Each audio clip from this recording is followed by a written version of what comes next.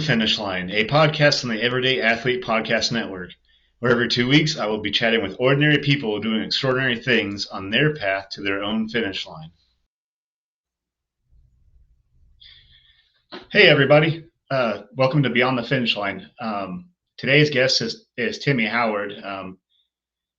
His story is phenomenal, and it's something that has inspired me ever since I've actually met him. And I wanted to talk briefly about Timmy before I bring him on. I met Timmy last December. I stayed in a cabin with a group of folks the night before the Jackson County 50/50 Ultra Marathon. I believe me and Timmy even stayed in the same cabin. Timmy was a photographer for that event, and I swear Timmy was everywhere that day. You'd make this big, arduous climb. Timmy was there with his camera. You'd bomb the downhill. There was Timmy. My theory is he had to have covered as many miles as anybody else that day. And I've used those fantastic photos that Timmy has taken for most of my projects. So I've gotten to know Timmy over the course of the last year. And I found out that Timmy's story is really, really inspirational. And I've always wanted to talk with him more since I've met him the first time. So I figured this podcast seemed like the perfect opportunity to get to know Timmy. Timmy is a runner, a road runner, trail runner, a triathlete, a phenomenal photographer, a dog parent. He's the operations manager at NIFS, National Institute for Fitness. And he's also the recent subject of a documentary called Inches to Miles, which chronicles him overcoming the obstacles of homelessness and addiction and his journey into Ironman Lake Placid. And without further ado, I'd like to bring Timmy on, and can't wait for this fantastic chat with you. Yeah, hey, how's it going, buddy? Hey, what's up, Timmy? So, is there anything I missed with that intro? I mean, I feel like, man, you're literally everywhere. No, I feel like, yeah, everywhere on the trails is good. That's kind of my call to fame. I get down and dirty and try to make sure I get the best shots for everybody. Man, that was no kidding. I swear, I would be like struggling through this course, and it's like, boom, you're right there with your camera.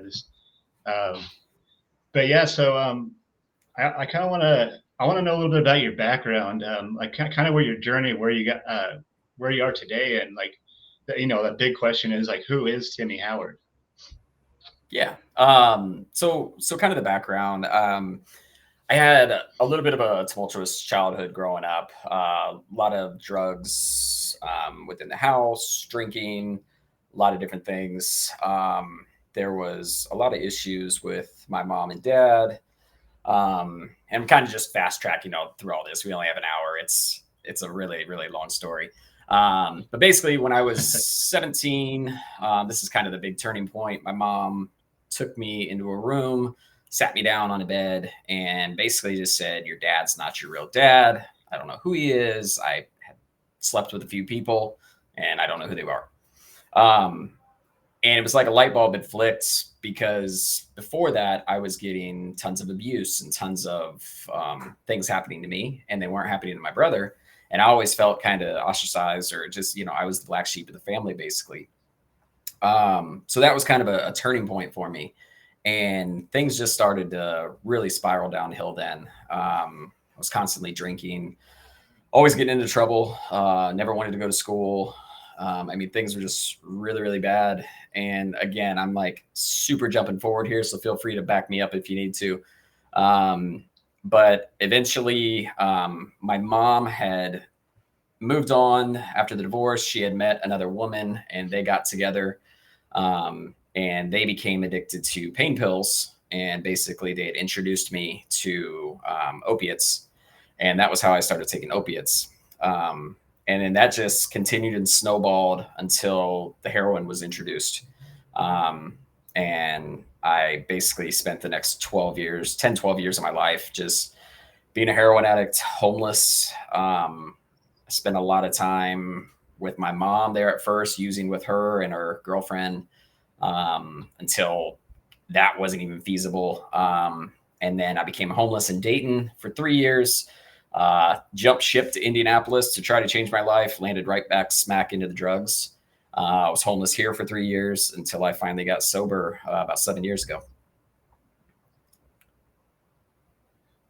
That's amazing. Congratulations. I've got I share a similar story. I'm also, I'm also 4 years sober. So it's always wild when you connect with other sober athletes.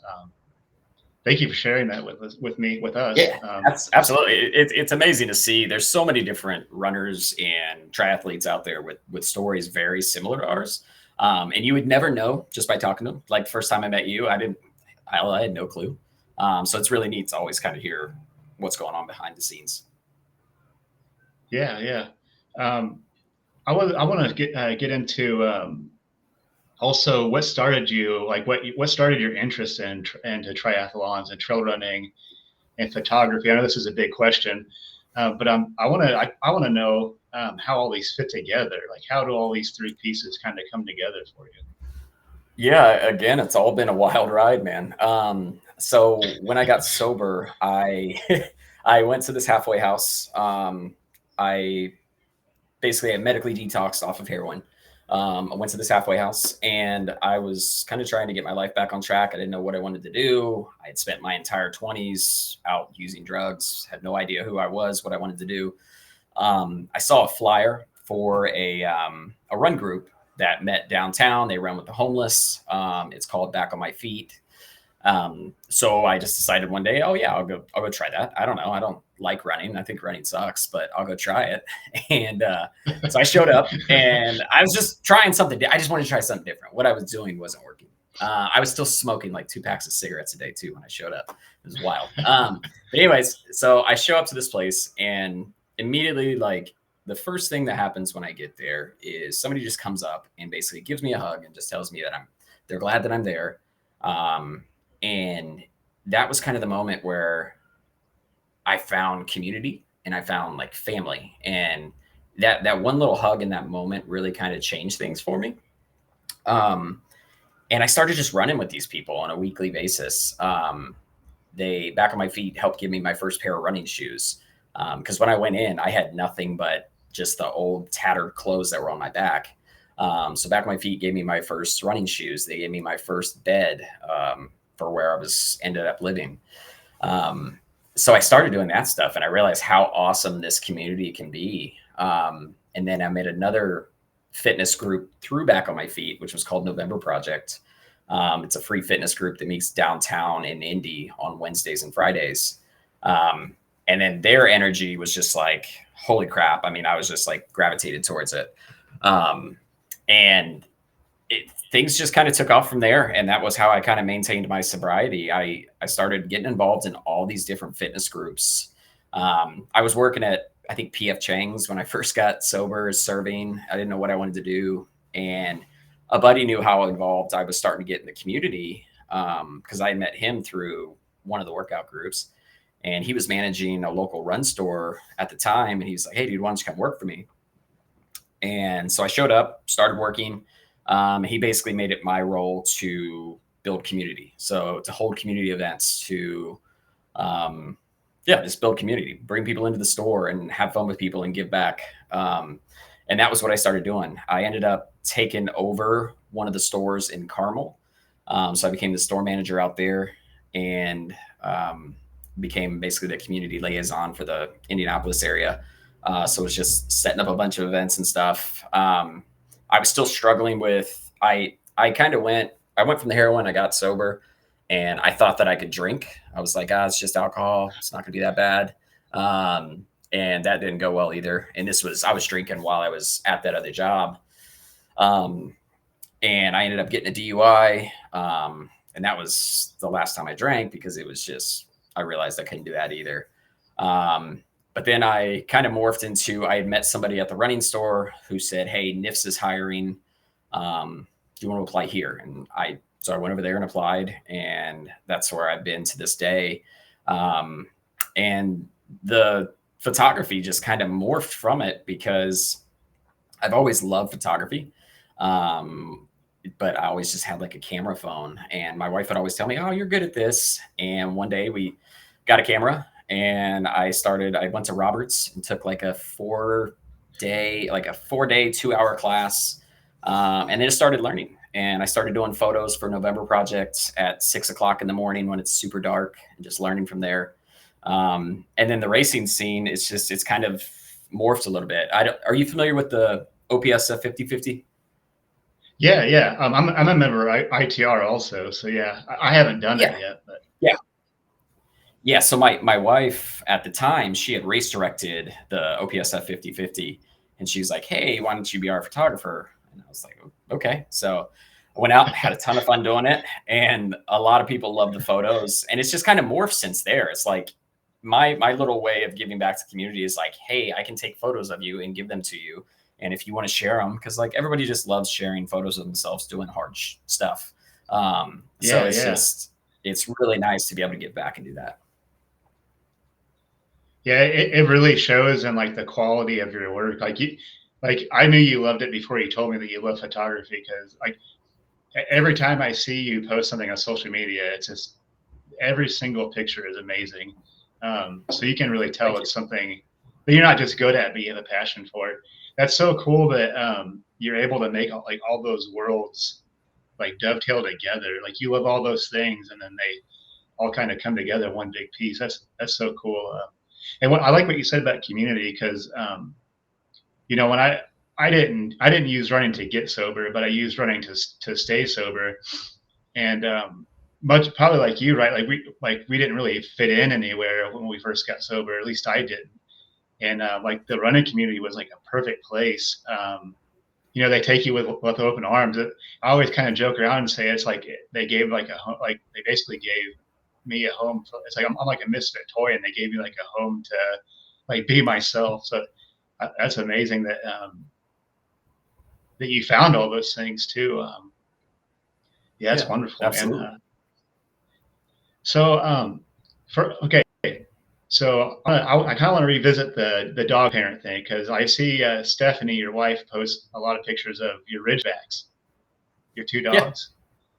Do Yes. you run with them too? Okay, Yes. that's so It's, cool. they demand it. Yeah. I Yeah. I No, just got started with my they're dog, and it's been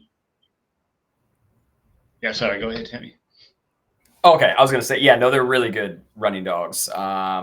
She runs with them a lot more than I do. I mean, she'll go 15, 16 miles with the dog. She's literally staring at me right now with her thumbs up. And the They're dogs are ready over to there. go. Yeah. So they actually just got back from a run right before we did this. So yeah, Oh, so no, cool. they're always running. The dogs go everywhere with us. They're like our kids. So they're pretty much our whole world. That's cool. I just started getting my dog into running too, but he wants to he like kind of like a buddy of mine says he's all gas no brakes, so he's wanting to run like 7:30 pace for the first couple of miles, and I'm like, all right, I guess we're gonna run fast, aren't we? So it's funny about mile 3 he starts to really linger back, but that's so cool. Whenever I see other people with dogs like running dogs, I'm like, oh man, like he's getting better, but yeah, like the pictures of your dogs running It are just takes work. phenomenal. Just takes a little Oh bit of yeah. work. Duly noted. Yeah. So the other thing that the big thing that's been coming up is inches to miles, Yeah. and I want to know all about that experience. This is cool. I've only been able to watch the trailer, unfortunately, but like your tickets keep selling out, so I would love to go see this. But tell me more about what that experience was like. What led up to that, and what was that like? I mean, that's got to be really cool. So I'd like to know more about that experience. Yeah. Yeah. It was pretty wild. And it's basically I had become an ambassador for Athletic Brewing because I had gotten sober, realized I couldn't drink beer. I was actually recording another podcast and somebody introduced it to me. I was super nervous because I was like, is this thing going to make me go back to drinking? Like, am I going to enjoy this way too much and want to go back to the real stuff? But ended up just absolutely loving it, and realized I could really kind of use this stuff as like, hey, I'm out at a party, I can drink it. Nobody even asks anything, any questions. So I ended up becoming an ambassador for them like 4 months later. And I'm basically telling everybody I know about it, telling everybody about athletic, whether you're sober or not, it's just an awesome alternative. If you drink and you can manage it, cool, totally fine. But it's just something where like I couldn't do that. So it's nice to have that option. So yeah, so then they had opened up Athletic Brewing. They have, through their ambassador program, they basically offer different kinds of um, incentives that you can do. It's like fun little challenges. And every once in a while, they open up race entries. So they had opened up race entries to Leadville. They had the mountain bike and the run. They had opened up entries to a half Ironman in Oceanside, as well as a full Ironman in Lake Placid.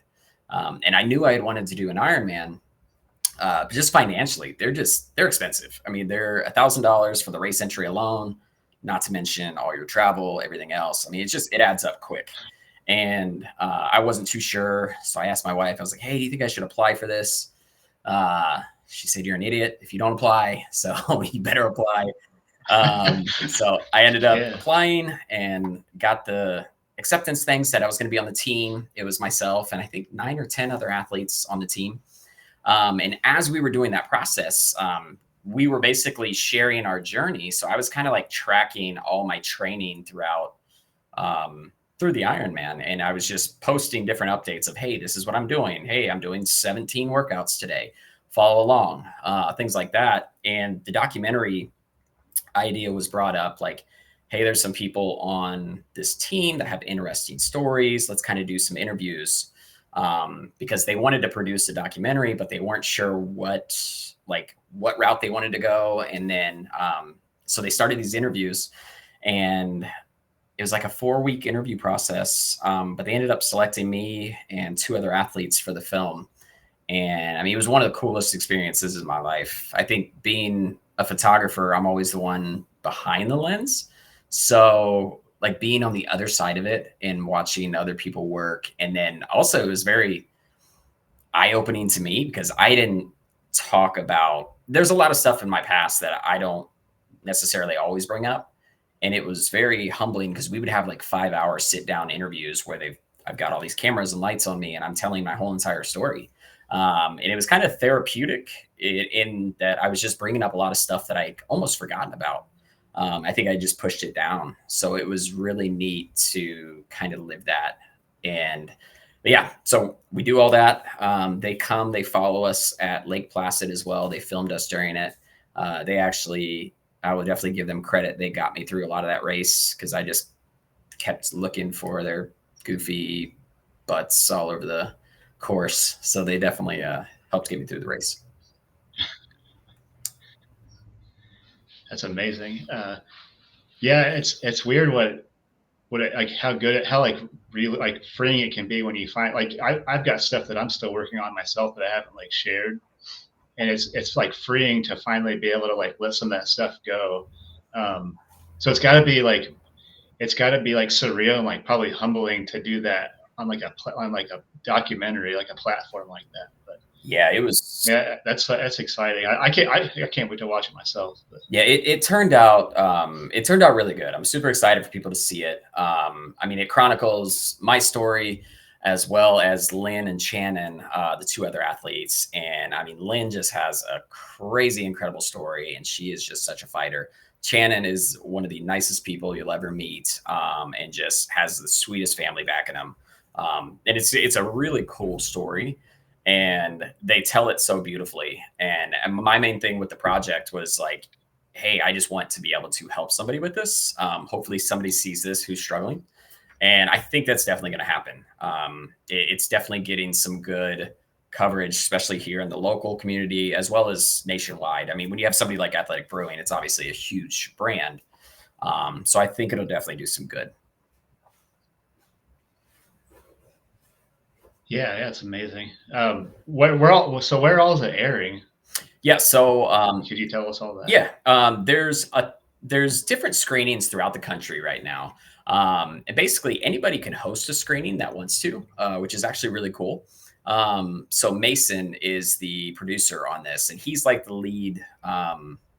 He's called the lead adventurer for Athletic Brewing, but he does so much. He like helps the ambassadors. He hosts like 4 podcasts. The guy's everywhere, but he basically, you fill out this little thing that says host a viewing, and you can get into like whatever movie theater you want, or if you want to hold it at like a running store, you can do that. So if you go to Athletic Brewing's website, there's a little place to fill it out. But right there on the site, there's also all the showings that are actually happening right now. So I know, like right now, we obviously had the one in California that we went out to, um, but we have two here in Indianapolis. Those are already sold out. But there are some. There's one in Chicago. There's Pennsylvania. So they're starting to pop up a lot of places. And then for those who don't see it in the theater, which I will say in the theater is super cool. Like seeing it like on the widescreen with the surround sound was really cool. Minus hearing my voice for that long because it's like everybody hates hearing their own Oh, voice. Um, yeah, that's so but tough. it's really neat. So for those who can't get into the theaters, it'll be available everywhere June 4th at 8 p.m. Eastern Standard Time on YouTube. Oh, phenomenal! I can't wait. Yeah, it sold out in like 24 minutes. That's a number I remember. Well, That's 24. phenomenal. Yeah, 24. 24 Yeah, hours they both did. 24 hours. And Okay, I was like, whew. it was super cool. I mean, it's just a testament to the Indianapolis community, like just the community that we've built with the running, the cycling, the swimming. I mean, just all the different communities are basically coming together to come to these showings. One of them is a fundraiser for Back on My Feet, which is super cool because it's my little way that I can give back to them. But yeah, it's really neat. I really need to get like out of my shell more. There's like a really cool Indianapolis running community. I just like, I just kind of run trails alone, and I'm getting a little bit more involved with like the ITR group and some of that, and like some of the trail running groups. But yeah, it's just beautiful all the stuff that's like local. Like that's 30 minutes away from my house. So that's so cool that they like banded together for that. That's Absolutely. phenomenal. I'm really, really looking Phenomenal. forward to it. Oh, looks like we got some questions. Drew Blair says Timmy equals loco in the best ways. Hi, Drew. Yeah, Drew's fantastic. So Drew is a part of one of the triathlon club, yes, that I'm with, the Tri Locos. So they're like another one of my groups. They're my crazy kids that I just love. I can be weird and wear bikini bottoms with nothing else and hang out with them. I mean, how often do you get to do that with friends? Right. Nice to meet you, Drew. And you might know her, this girl, but Stephanie Woods wants to know. Yeah. Now that Lake Placid is over, what's your next big thing? I've been dying to know. I don't have anything on the schedule right now. I just had Nothing yet. surgery back in February. So I'm kind of just laying low and rebuilding right now. I think the only thing I'm really going to do this summer is try to race with Ainsley's Angels. I try to get one triathlon a year with them. So basically you swim, pull them on the bike. It's with another athlete who may be dealing with some type of disorder or something like that. And basically you get to pull them in a raft or pull them in a bike and then you push them on a run. Super amazing group. And so that's a ton of fun. So that's probably the only thing I'm going to do this year. After that, I'll probably try to beat Steph in a half marathon because I think she's slowing down a bit. We'll see. Coming for you. Tell me how you got involved in Ainsley Angels. I've heard a lot about it. I've seen them at most events. Tell me how you got involved in that.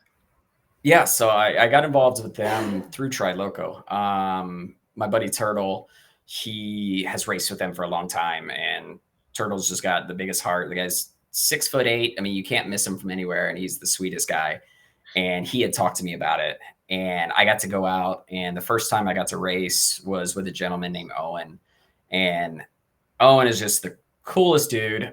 We had an absolute blast, and I mean, I'm talking to him the whole race. And then when we finished the race, he's a double amputee, right around the knees. And when we go to finish, he's got his legs with him and he's like, "Hey, I want to run across." And he pops his legs on and just gets up and runs across the finish.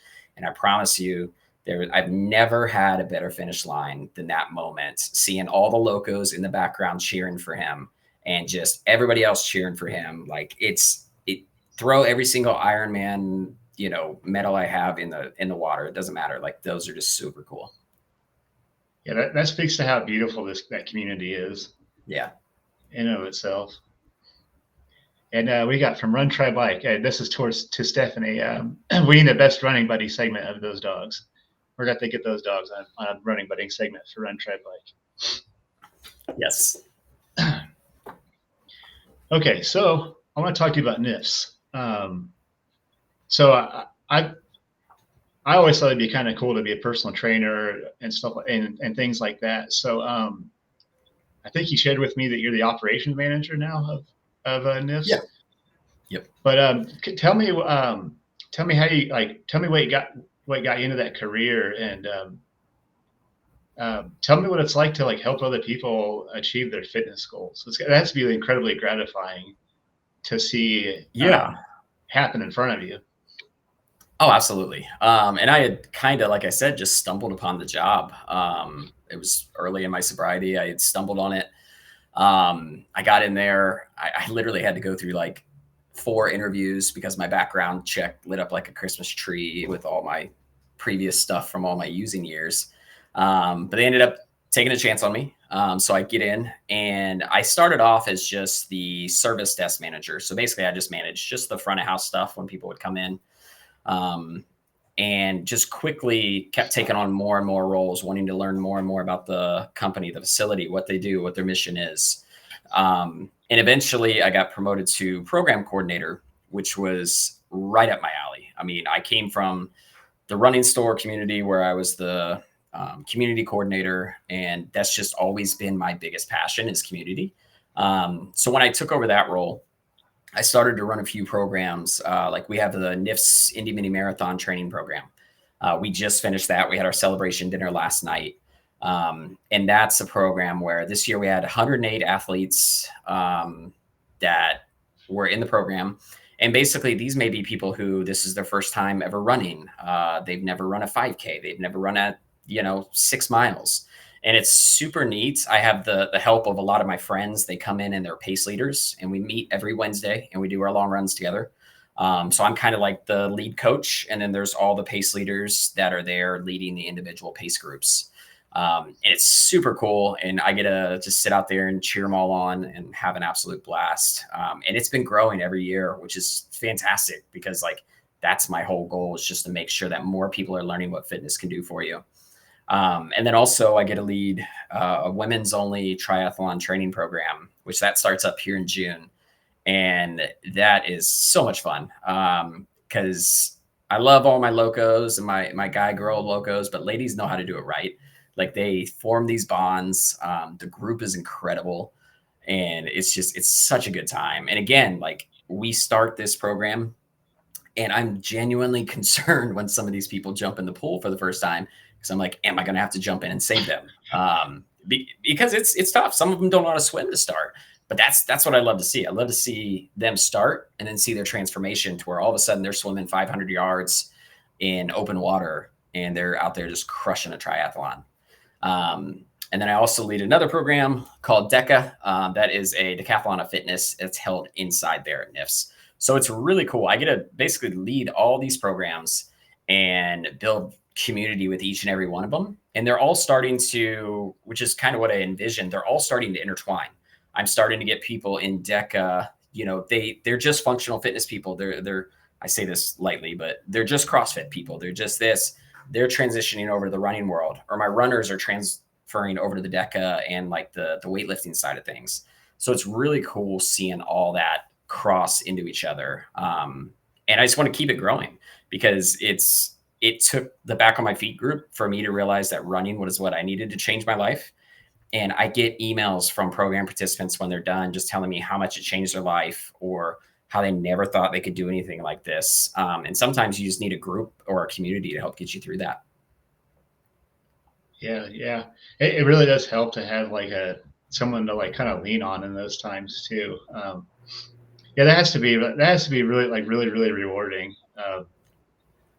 The reason I chuckle about the swimming part is that's the one thing keeping me from doing an Iron. First of all, I'm scared of training for an Ironman. I'm just glad I can run, but I sink like a stone when I hit water. So I just you probably have to rescue me out of a pool for sure. I've tried. I'm going to overcome that fear. I've heard a lot of people say that. It's just like running. I mean, we all suck when we first start running. And it's just something you have to learn. Like when I started swimming 3 years ago, I had no idea you were supposed to breathe out underwater. I was holding my breath the entire time. Didn't know what I was doing. And it's just something like you become like how I became obsessed with running. I just became obsessed with swimming. I'm like, how do I improve this? How do I improve this? Just kind of like how we do now. It's like, how do I get faster on trails or how do I run longer? Same way. Yeah, duly noted. I'm close because I keep now that I've had this time with like run try bike and like some of my writing and stuff. I've been running more into more and more triathletes and obviously a lot of trail runners too do multiple sports. It's like all right, like I think I'm close, but I'll overcome that fear and get in the water very Oh soon. yeah, absolutely. Um, looks like we got another question from Drew. So he says, okay, more of a question this time than an obvious statement. Timmy coaches a program for people wanting to train for the first triathlon, typically sprints. What have you learned? What have you learned yourself from this experience? These people that you will be channeling into your own training / racing mindset. Seems like a very good question, Drew. Um, I would have to say just their eagerness to learn. Because a lot of these people they come in so fresh, and they're soaking everything up like a sponge. And I try to continue that in everything I do, whether that be at my job, with my training, because no matter how fast or slow I am right now, I'll never know everything. So I think it's always important to kind of ask questions to learn. There's always somebody better than you. There's always somebody, that's willing to help you. So just ask questions, figure that out. And that's what's really awesome is to see them leaning on the support. And it's not just me. We have other coaches there who know much more than I do about certain things. So it's nice having all those different mindsets in one area to kind of help the community. Yeah, you probably have like a bunch of different levels of like expertise that you guys can all kind of use to build each other up for stuff like that too. That's Definitely. awesome. Yeah. If it comes to hot dog eating, I normally take the lead on that one. Well, I was gonna ask that question because I also want to know what the where hot dog comes from for your nickname. The hot dog came along purely by chance, I think. It's now become my brand. It's everybody knows me as it. I get probably, and I'm not kidding here. I probably get 20 to 30 like hot dog reels that people send me every day, which I love it. It's so much fun. But so a few years ago, a buddy of mine does the Washington Boulevard Beer Mile, which is a beer mile here in Indy. It's the day after the Monumental Marathon. His name is Clayton. He puts that on. It's an awesome time. So we have like our whole community there. But I knew I wanted to participate. And again, I was like, how do I do this? This was before I had found athletic brewing. And I'm like, well, how do I participate in a beer mile if I don't drink? So we came up with the genius idea that doing a chili cheese dog mile would be a good idea. So I ate 4 full-size chili cheese dogs. For those who don't know what a beer mile is, you chug a beer, run a quarter mile times 4. So you run a full mile and chug as many 4 beers within that mile, without trying to puke. So I decided to do it with chili cheese dog. Would not ever recommend that to anybody. It was such a terrible idea. But I had changed my Instagram handle before that, just kind of like hyping up the crowd. I changed it to Timmy Hot Dog Howard, just as a complete joke. And it just stuck. And everybody, like, I went to change it at one point for my photography because I'm like, who the hell is going to hire a photographer named Timmy Hot Dog Howard? So I changed it to like something actually professional. And then everybody was like, dude, no way, change it back. Like, it doesn't fit. So here we are, Timmy Hot Dog Howard, and it's stuck. It's become my brand. It is what it is. And I love hot dogs. Man, don't blame you. I got another one from Stephanie. Stephanie says, to clear the record, I'm not slowing down, and I'm way faster than Timmy. The dogs make me faster. Nice. It's true. These dogs, I'm telling you, if you ever want to PR a mile, just strap our boy to you. He'll take you for a ride. I'll have to try, like, I'll have to borrow him from some time for like a segment. That way I can get a laurel wreath on some segments.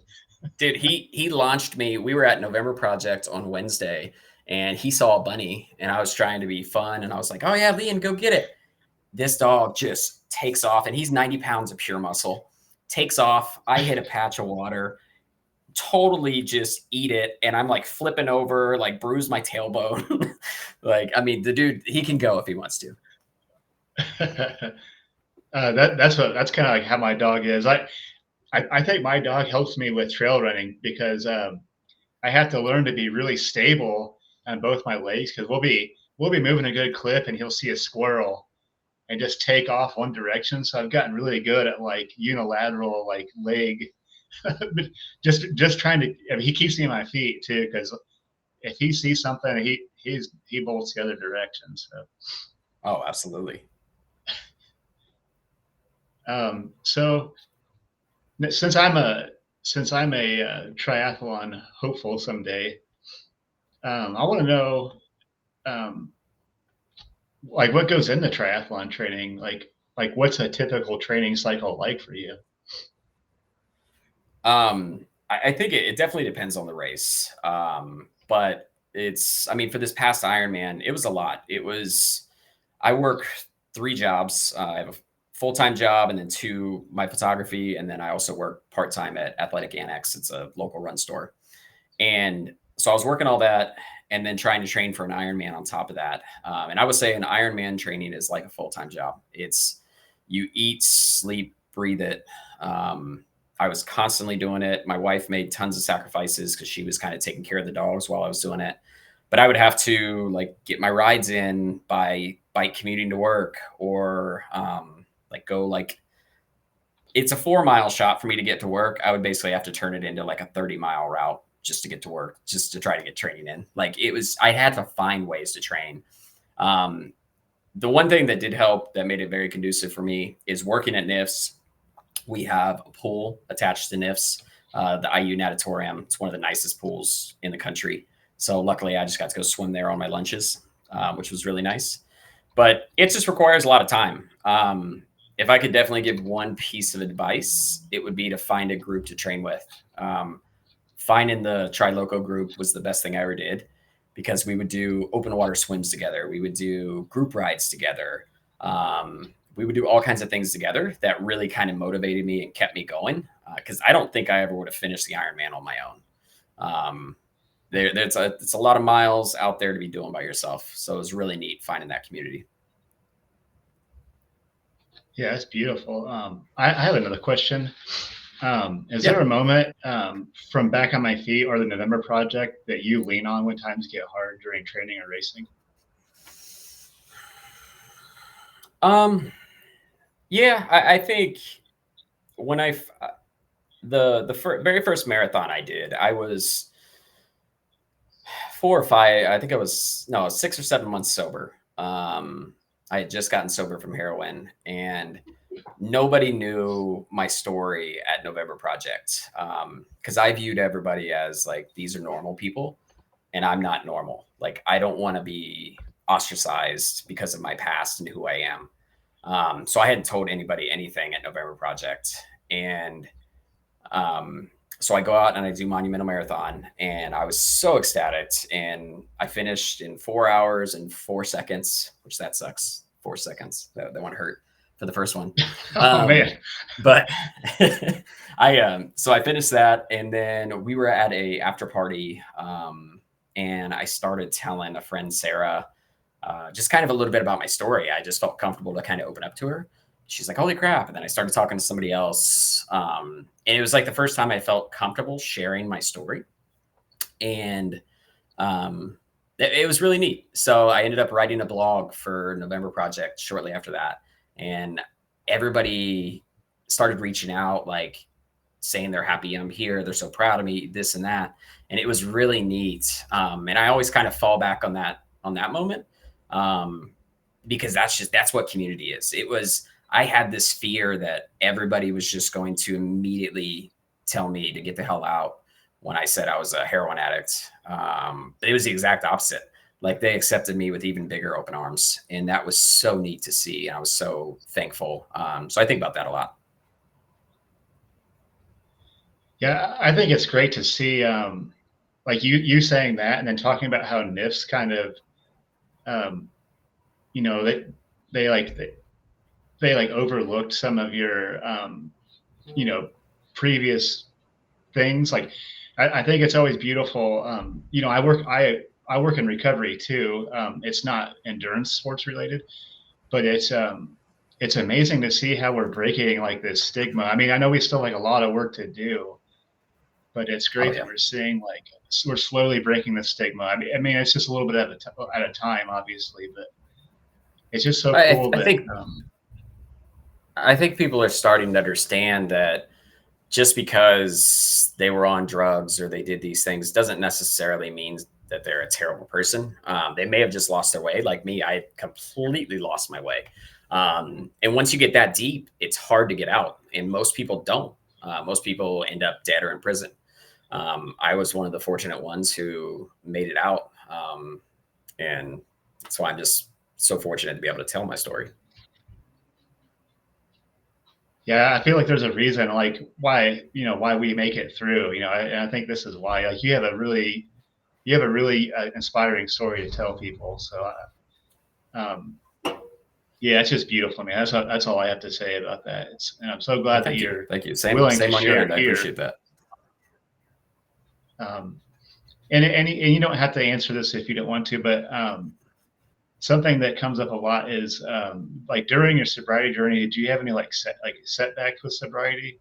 I mean, I'll be transparent. I had several, um, and if you did, like, how did you navigate those like throughout this journey? Yeah, I would definitely say my biggest setback was the DUI. It was because I had been sober from heroin for a good amount of time, and I've stayed sober from heroin that entire time. But again, I thought I could drink, and quickly found out that I could not. Um, and I got that DUI, and it was just so embarrassing because I'm like, here I am thinking like, oh, I've got my life on track again. I was in the same spot. It was just alcohol instead of heroin, um, and it was really a wake up call to literally crash the car. Have to explain things to Steph. Thank God she stayed with me. It was very humbling, um, and I think the further that I distanced myself, the easier it got. It's I think like again at the beginning of my story, I used to be so afraid to tell people about it. But now the more that I tell it, the more that it kind of reiterates what I'm doing is for a purpose. Um, so it's really helped to keep me sober and just kind of keep my path in life. Yeah, I mean, that's beautiful. I agree. Like the way it seems to me is you're owning your story. Like, it doesn't own you. That's kind of how I feel about it. That's how I perceive like how you're probably handling that. Is it? Would you agree with that? And Yeah, and yeah, absolutely. yeah, I I think mean, that's great. Like, there's certainly some very ugly parts of my story, and they get talked about. I've talked about them before, um, but I've said it before, and I'll say it again. Like nothing about my past, I wouldn't change a thing. It made me into the person that I am today, and I'm a much better person for it. I went through hell to get there, but I saw the darkest part of life, and I also get to see now that other side of life. So I know what's on both sides, and I know which side I want. you probably agree with this statement, but like going through all that darkness, it's like, yeah, it makes you appreciate like every day that you wake up sober. Not that it makes us any more special than people that didn't struggle with addiction, but like each day that I wake up, it's like I know what used to be like on the other end of this. So in a way, it makes me appreciate like every single minute that I'm not that I get to be sober. It truly is a gift. I'm assuming you align with that too, obviously. Yeah, I mean, absolutely. I have bad days now, but they are nothing in comparison to waking up sick every day and just eating out of dumpster. Like nothing compared to what I used to do. So I do my best to kind of live that mindset that if you went through that, you can get through anything. Like just life's not that bad. It's really not.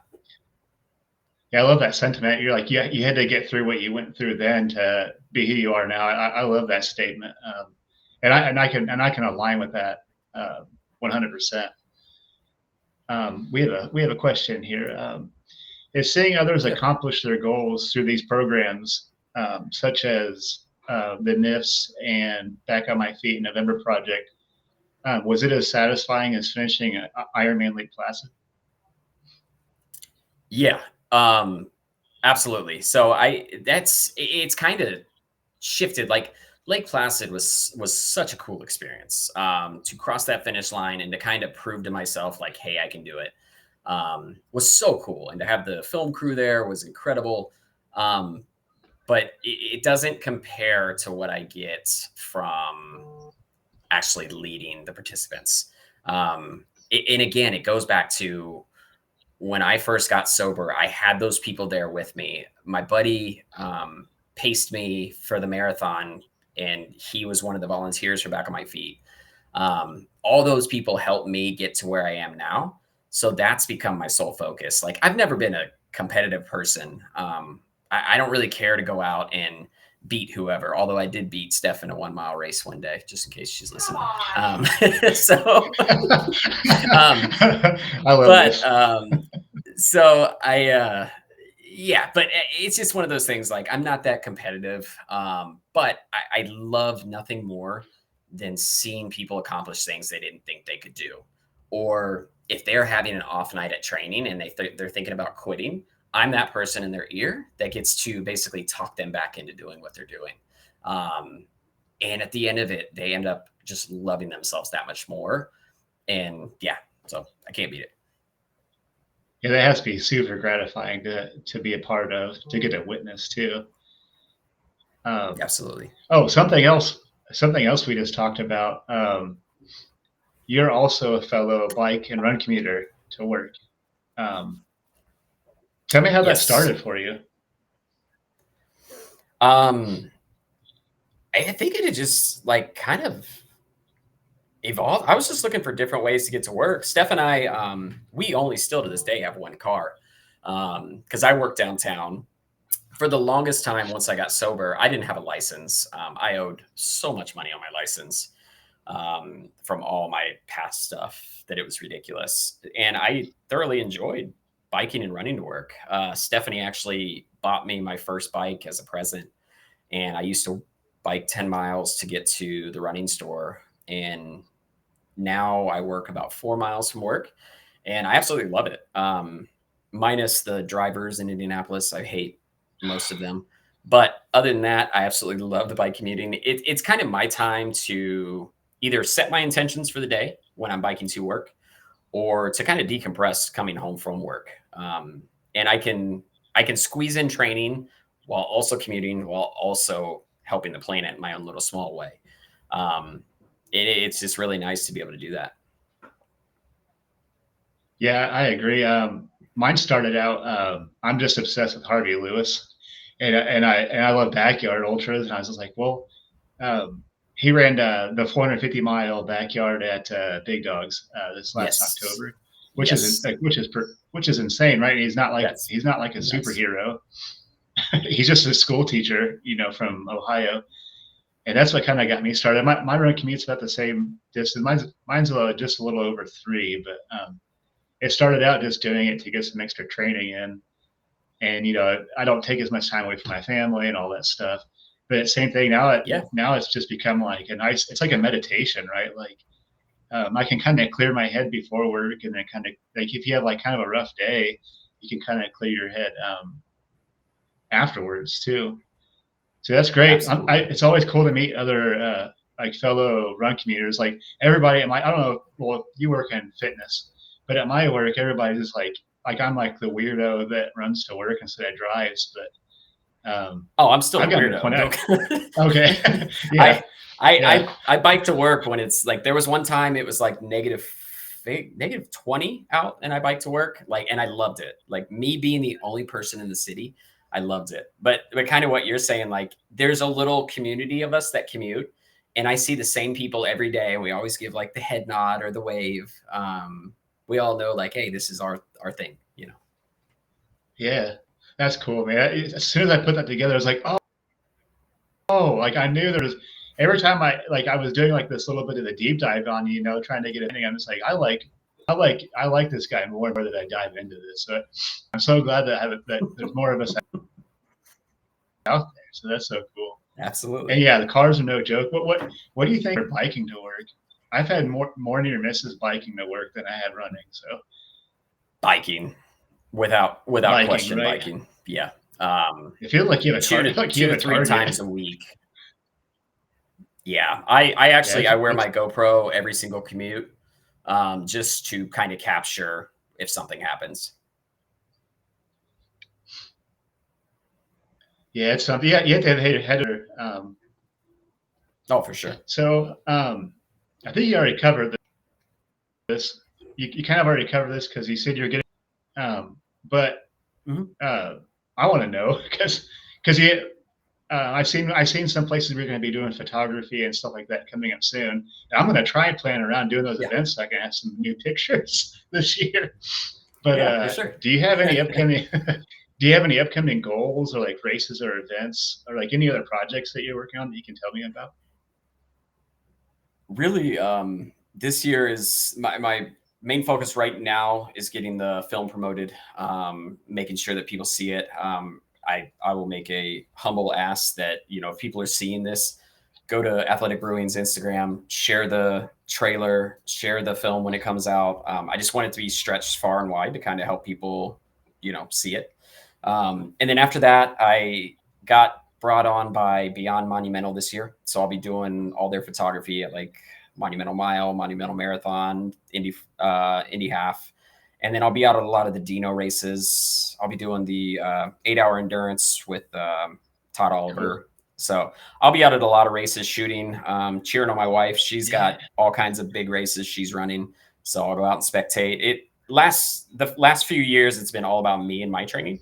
So I'm kind of trying to shift it over to her and just the photography and just kind of have fun with that. Cool. Yes, I'll be at the 8-hour dream, so I can't wait to get some fresh pictures, Absolutely. Man. And it sounds like you both will be crewing. You guys will both be aid station captains at the Momofo 100K too. Yes. So I guess I might see you guys there. But yeah. Cool. I look forward to it, man. It'd be a lot of fun. Look forward to seeing you both. Yeah. So kind of as we wrap up this podcast, I wanted to ask you kind of a big question again. So what key lessons have you learned throughout your journey? Or is there any advice you would want to share with anyone that has gone through the same thing that you have? I know that's a big question, but is there anything you could leave anybody? What would that be? Yeah. It would be find your why and find your community. Figure out who you are and what you want to do. I know that's hard, but just kind of exploring that. And there's going to be tons of things that you do that it fails and you don't want to do them. But just exploring things until you find your purpose. Like, I feel like I finally found mine. And doing that through community. You cannot do any of this alone. Nobody can. Nobody's an actual loner. People may be introverts, but nobody's a loner. Like, everybody needs somebody. And the more people that are involved in your community, the better off you are. And that it goes both ways though. The community can't be just everybody being all about you. Like, you have to genuinely invest yourselves in these communities, give back your time, give back your energy. And that's really what has kind of kept me on the straight and narrow. So. That's beautiful, man. After this wraps up, I want to get some information from you too. I'd like to get more involved with some of these organizations you're a part of.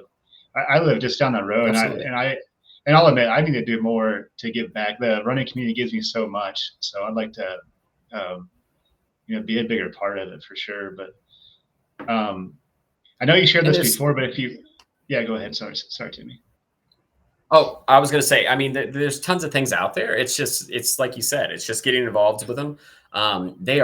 These organizations are always looking for more volunteers. Doesn't matter what pace you are. Even if you don't run, you don't bike, anything like that, they can use help with, setting up race stuff, or even like Ainsley's Angels, like helping with the wheelchairs or just carrying a raft down. There's tons of things they need help with. So there's tons of volunteers opportunities for everybody.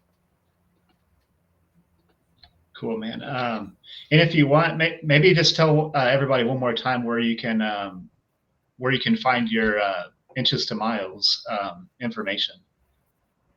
Yeah. So the inches to miles, if you go to athleticbrewing.com, that's probably going to be the easiest way. Or just Google Athletic Brewing inches to miles. Everything will pop up right there.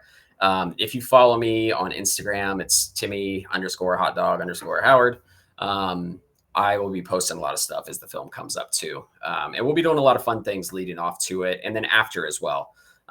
We're working on trying to get some showings in my hometown of Dayton. And I mean, we're working a lot of things to try to get that out there. So the more everybody can share it, the better off the film's going to be. We can't do a film like this without everyone's help.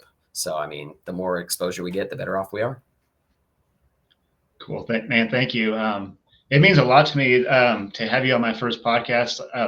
I know we've only met a couple of times. Well, I guess once at Jackson County, but it's been cool watching your story and all this kind of unfold. And I look forward to getting to know you better. I almost need to have you on again sometime in the future. I feel like I've got like all these questions. This gave me more questions. So I appreciate. I really appreciate it. Yeah, thank you so much. It means a lot to have you here, and I'm fired up to see you guys in June. I'm sure I'll be going through it. It's a night run, so I'll be going through it. It'd be cool to see some friendly faces, and yeah, I can't look forward to seeing more of your work, man. It's been fantastic. I appreciate that. And this goes to everybody. If anybody's listening, if you see me out at a race shooting, say hi, talk to me. I'm not scary. I just love making new friends. Like, this is how I met you. It's how I've met so many of the people that I'm friends with on Instagram. It's literally how I met my wife, was through running. So it's one of those things, like, just say hi, make a new friend for the day. So if you ever see me out, I'd love to meet you. Yeah, likewise. I'm glad I came out of my shell to talk to you that day. It's been awesome. Absolutely. Well, cool. It's been great getting to know you more. And like I said, I thank you again. This is obviously my first podcast, and you made this really, really easy. And your story is fantastic. Yeah, thanks. But thanks for letting me share your story and your journey, man. You're going to continue to inspire and do great things. I know you are. No, I appreciate it. Thank you for having me on. I'm honored to be the first person on here. So thank you. Yeah. Hopefully, this keeps going. We can have some more. We'll have you back. Of course, I'm going to have you back, but maybe we'll do like the 100th episode as like a first to 100 type thing. Oh, that sounds like a perfect idea. Yeah. There you go. Just mark it on the calendar. Man. And I'd like to say, first of all, to close this, thank you for everybody that wrote in questions. Thanks for hanging with me, being patient with me, and come back the 23rd. I'm doing another podcast with another fantastic guest also. And thank you so much, everybody. And thank you, Timmy, and thank you, everybody. Absolutely. Looking forward to listening in the future.